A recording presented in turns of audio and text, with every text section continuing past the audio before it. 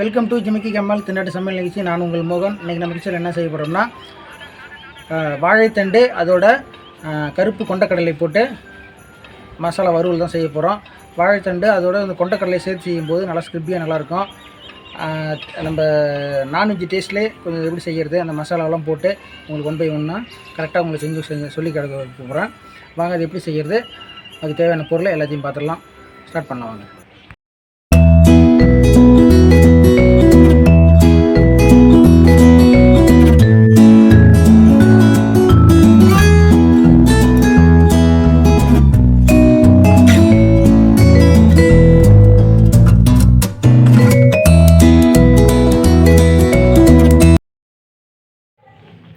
வாழைத்தண்டு கொண்டக்கடலை பொரியல் செய்கிறதுக்கு தேவையான பொருள், கொண்டக்கடலை வந்து ஒரு 100 கிராம் அளவுக்கு எடுத்திருக்கேன். நார்மல் சைஸில் வந்து வாழைத்தண்டு வந்து இந்த மாதிரி நார் எடுத்து பொடியாக கட் பண்ணி வச்சுருக்கேன். அதுக்கு லேசாக மஞ்சத்தூள், உப்பு. குக்கரில் வச்சா குயிக்காக வேலை முடியும், அதுக்காக நான் குக்கரில் தான் செய்ய போகிறேன். ஃபஸ்ட்டு வந்து அதுக்கு தேவையான அளவுக்கு தண்ணி குக்கரில் வச்சுக்கிட்டு அதோட வாழைத்தண்டு கொட்டிங்க. அடுத்து கொண்டக்கடலை நல்லா ஒரு 3லேருந்து ஒரு 4 மணி நேரம் ஊற வச்சு எடுத்துங்க, அப்போ தான் நல்லா வரும். அதோட அதுக்கு தேவையான அளவுக்கு சால்ட்டு, ஒரு 1/2 ஸ்பூன் அளவுக்கு மஞ்சத்தூள். இந்த ஒரு 5 விசில் வரட்டும், அதன் பிறகு வெந்து வந்துடும். அதன் பிறகு பார்க்கலாம். வாழைத்தண்டு அந்த கொண்டக்கடலை வந்து அவிச்சு தண்ணி வடிகட்டி எடுத்துட்டேன், நல்லா சாஃப்டாக வந்துருச்சு.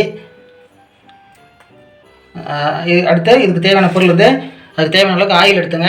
நான் வந்து சின்ன வெங்காயம் ஒரு 10 பீஸ் எடுத்துருக்கேன். அதோட 3 பச்சை மிளகாய், கடுகு உளுத்தம்பருப்பு 1 ஸ்பூனு, சோம்புத்தூள் ஒரு ஸ்பூனு, கரம் மசாலா 1 ஸ்பூனு, தேங்காய் துருவல் ஒரு 1/2 மூடி எடுத்துருக்கேன். லேசாக கருவேப்பிலை 10-15 பல்லு பூண்டு இந்த மாதிரி நசுக்கி வச்சிங்க. அவ்வளோதான் தேவையான பொருள். வாங்க ஸ்டார்ட் பண்ணலாம். அடுப்பத்தை வச்சுட்டு அது மாதிரி தேவையான அளவுக்கு ஆயில் நான் வந்து ஒரு 100 ml ஆயில் விட்டுருக்கேன். எண்ணெய் நல்லா ஹீட் ஆனதும் கடுகு உளுத்தம்பருப்பு போட்டுக்கலாம். அதோட பச்சை மிளகா, வெங்காயம், சின்ன வெங்காயம் அதையும் ஆட் பண்ணிக்கலாம். இது ஒரு 4-5 நிமிஷம் நல்லா வதக்கி விடுவோம். ஆனியன் வந்து ஒரு 50-70% நல்லா வதங்கிடுச்சு. இந்த ஸ்டேஜில் வந்து கருவேப்பிலை, நசுக்கி வச்சுருந்த பூண்டு, கருவேப்பிலை நல்லா தாராளமாகவும் சேர்த்துங்க, நல்லாயிருக்கும். இந்த பூண்டு அந்த ஆயிலே போட்டு வதக்கும் போது இந்த டேஸ்ட் நல்லாயிருக்கும். இப்போ இந்த பூண்டு வதங்கின உடனே நான் ஃபஸ்ட்டு சொல்கிறதுக்கு மறந்துட்டேன், இது கூட வந்து Kashmiri red chilli powder 1 spoon போட்டுங்க. இது வந்து நல்லா கலருக்காக நல்லா பார்க்குறதுக்கு நல்லாயிருக்கும். இந்த ஆயிலே இது போட்டிங்கன்னா கரெக்டாக இருக்கும். இந்த ரெட் சில்லி பவுட்ரு போட்ட உடனே இந்த ஆயிலே போடும்போது நல்லா கலராக நல்லா கிடைக்கும். அடுத்து வந்து நம்ம அவிச்சு வச்சுருந்த கொண்டக்கடலையும் இந்த வாழைத்தண்டையில் வந்து ஆட் பண்ணிக்கலாம்.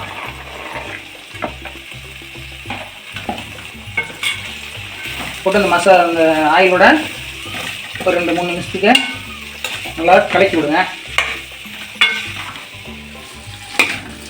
அடுத்து வந்து சால்ட் லேசாக ஆட் பண்ணிக்கலாம். ஏற்கனவே நம்ம அவிக்கும் போது லேசாக சால்ட் ஆட் பண்ணோம், அது வந்து கொஞ்சம் குறைவாக தான் இருக்கும். அதனால் லேசாக மேலே ஒரு 1/4 ஸ்பூன் அளவுக்கு ஆட் பண்ணிக்குவோம், போதும். அடுத்து இதோட கரம் மசாலா 1 ஸ்பூனு, சோம்புத்தூள் ஒரு ஸ்பூனு. கண்டிப்பாக சோம்புத்தூள் சேர்க்கணும், அப்போ தான் வந்து அந்த நல்லா இந்த நான்வெஜ் டேஸ்ட் நமக்கு கிடைக்கும். இந்த மசாலோட எல்லாத்தையும் சேர்த்து இடையில விட்டு ஒரு 4-5 நிமிஷம் மிதமான தீயில் வந்து இப்படி பிரட்டி விடுவோம். இப்போ இந்த மசாலாவோட இந்த வாழைத்தண்டு கொண்டக்கடலை நல்லா பிரட்டி விட்டுட்டு அடுத்து வந்து நம்ம திரி வச்சுருந்த இந்த தேங்காய் துருவில் மேலே போட்டுக்கலாம்.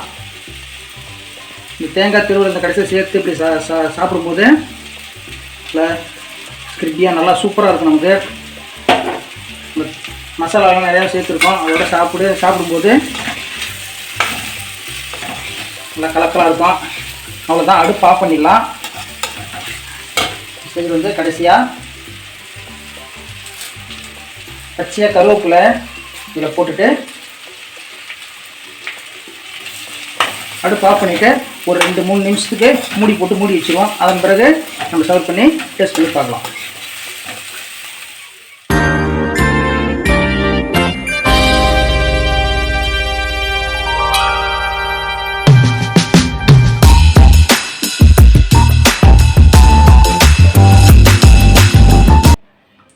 சூடான வாழைத்தண்டு கொண்டக்கடலை மசாலா வறுவல் தயாராகிடுச்சு.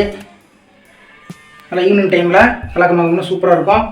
நல்ல ஹெல்த்தியான ஃபுட்டு. வாழைத்தண்டுலாம் பெரும்பாலும் நம்ம கிராமத்து சைடு தான் நிறைய விரும்பி சாப்பிடுவோம். சிட்டி டவுன் சைட்லாம் வந்து இதை பணம் போட்டு வாங்குவாங்க.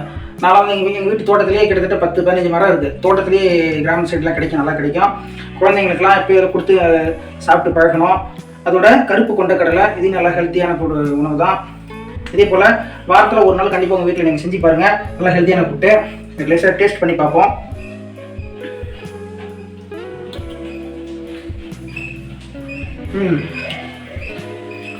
ரொம்ப கலக்கலாக இருக்குது. இந்த தேங்காய் வந்து கடைசியாக நம்ம சேர்த்தோம் பார்த்தீங்களா, அந்த தேங்காய் நல்லா ஸ்லிப்பியாக நல்லா இருக்குது. டேஸ்ட்டு வந்து நம்ம சோம்புத்தூள் கரம் மசாலாம் சேர்த்தோம். அந்த கலருக்காக ரெட் சில்லி பவுடர் சேர்த்தோம். இதெல்லாம் சேர்த்து பார்க்கும்போது கலர்ஃபுல்லாகவும் இருக்குது. அந்த சோம்புலாம் சேர்த்தது தேங்காய் சேர்த்தது வந்து ரொம்ப ஸ்லிப்பியாக நல்லா இருக்குது. உங்கள் வீட்டில் நான் சொன்ன அளவுகளோட இதே அளவுகளோட நீங்களும் உங்கள் வீட்டில் செஞ்சு பாருங்கள். தொடர்ந்து நம்ம வீடியோவை பாருங்கள். லைக் பண்ணுங்கள், ஷேர் பண்ணுங்கள், கமெண்ட் பண்ணுங்கள். இது வரைக்கும் நம்ம சேனலுக்கு சப்ஸ்கிரைப் பண்ணாதுங்க, சப்ஸ்கிரைப் பண்ணுங்கள். மறுபடியும் வேறு ஒரு டிஷ்ஷோட உங்களை வந்து சந்திக்கிறேன். நன்றி, வணக்கம்.